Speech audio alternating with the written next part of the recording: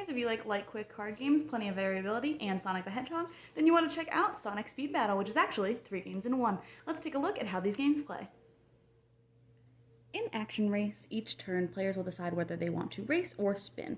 If they spin, they're just going to discard their hand and draw new cards, but if they race, all players who are racing will place a card face down in order to participate in the race, and then when they flip over, if a player does not match any other players, so in this case both players don't match, they will just earn a point.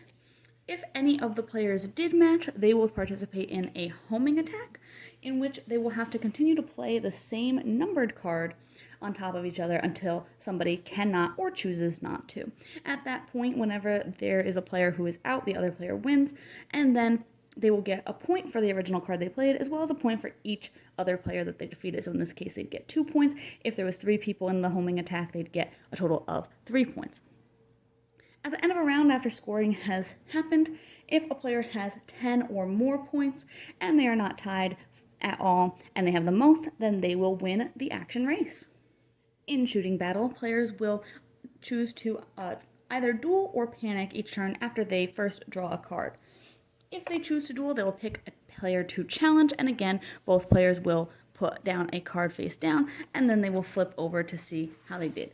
In the case where they have both played the same number, they will do 1 damage to each other at the same time, of course, unless there was somebody who played an invincible and would take no damage.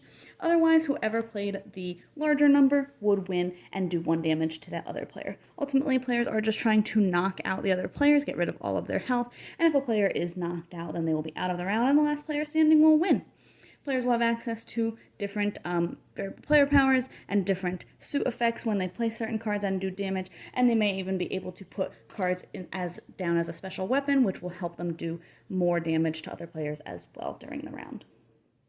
And finally, in Treasure Hunt, players are trying to collect emerald shards by matching the numbers that are on those shards. Players have 3 piles available in front of them where they're going to play cards. They can only play 1 suit to each of the piles that they have, and they're just trying to collect those numbers in any order. So I might play that, and then that on another turn, and then maybe I drew a 3, but unfortunately it's the wrong type. I can't put it in the same pile there, so I'd have to start a new pile with that one. But if I did collect the appropriate numbers, I would be able to discard them and put that emerald shard in its place. Then I would only have 2 other piles from now on. The first player to collect 2 emerald shards will be the winner. Overall, I thought these games were fine. I really enjoyed that there was different characters for each game, and you didn't have to just have the same couple of characters in each different game with just slightly different abilities. I like that they were able to showcase so many of the different Sonic characters. I think that's really cool, and I think it'll really help appeal to people who are Sonic fans into picking this game up. I think the games are definitely all very luck dependent. Sometimes you don't feel like you have a lot of control in what's happening, and you're just like, oh, I didn't get a 3 and I needed a 3. Oh, I didn't get a higher number than the other player I'm dueling against, things like that. But they are, again, very, very light and very, very quick, so it kind of makes sense that they're kind of very lucky.